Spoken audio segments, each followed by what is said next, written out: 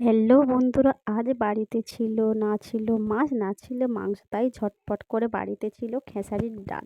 সেটাই মিক্সিতে ভিজিয়ে দেওয়ার পরে বেটে নিলাম। নিয়ে এর মধ্যে দেখুন হলুদ গুঁড়ো, লঙ্কা গুঁড়ো, নুন, পেঁয়াজ, আদা, রসুন দিয়ে সুন্দর করে আমি ডালের মিশ্রণটা সব কিছু দিয়ে করে নিচ্ছি। আর এদিকে দেখুন আলুটা সিদ্ধ করা ছিল, আর এদিকে পেঁয়াজ, কাঁচা লঙ্কা সব কেটে নিয়েছি। আর কড়ার মধ্যে তেল দিয়ে বড়াগুলো আস্তে আস্তে আমি ভাজতে থাকলাম।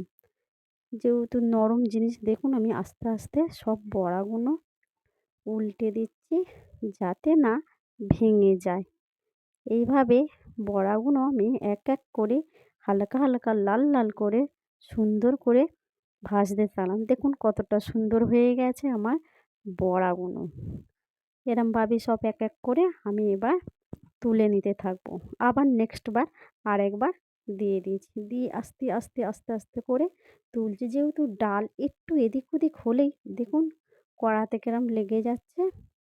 সেই জন্য আপনারা যখনই করবেন সুন্দরভাবে আস্তে আস্তে বড়াগুলো একটু এদিক ওদিক করে আস্তে আস্তে ভাজতে হবে।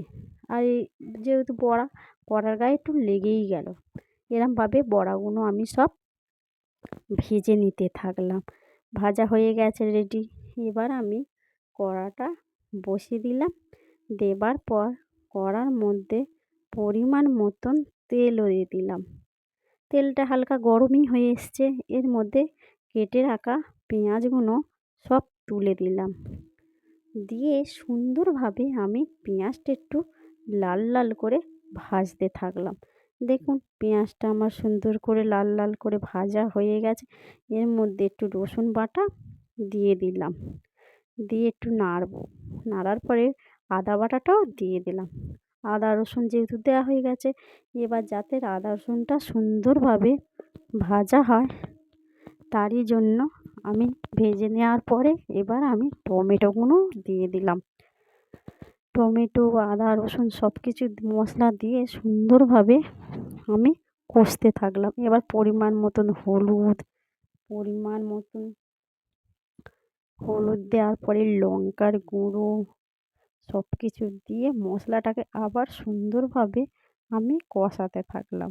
দেখুন মশলা থেকে কতটা সুন্দরভাবে তেল ছেড়ে দিয়েছে, তার মানে মশলাটা পারফেক্ট রেডি হয়ে গেছে।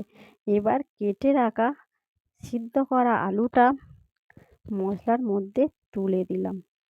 দেবার পরে সুন্দরভাবে মশলার সাথে যাতে আলুটা মিশ্রণ হয় সুন্দরভাবে নাড়তে থাকলাম।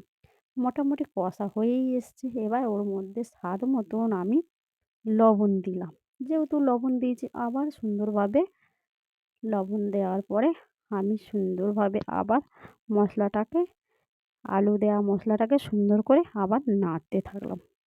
দেখুন আমার সুন্দরভাবে নাড়া হয়ে গেছে, মানে মশলা কষা হয়ে গেছে। এবার পরিমাণ মতন ওতে জল দিয়ে দিলাম। জলটা একটু আমি বেশিই দিয়েছি যেহেতু ডালের বড়ার তরকারি। দেবার পর ভালো করে নেড়ে দিলাম। আর দেখুন এবার আমার ঝোলটা ফুটেই গেছে। এর মধ্যে আমি এবার ভেজে রাখা বড়াগুলো সব তুলতে থাকলাম। তুলে ঝোলের মধ্যে আস্তে আস্তে একটু ডুবিয়ে ডুবিয়ে দিলাম যাতে বড়ার মধ্যে মশলাগুলো সুন্দরভাবে ঢোকে। দেখুন আমার বড়ার তরকারি রেডি হয়ে গেছে। কেমন লাগলো? বাড়িতে মাছ মাংস না থাকলে বন্ধুরা বাড়িতে ডাল থাকলে এরম একটা রেসিপি ট্রাই করে দেখবে। আমার তো খুবই ভালো লাগে। আপনাদের কেমন লেগেছে বড়ার ঝোলের রেসিপিটা অবশ্যই কিন্তু কমেন্ট করে বলবে।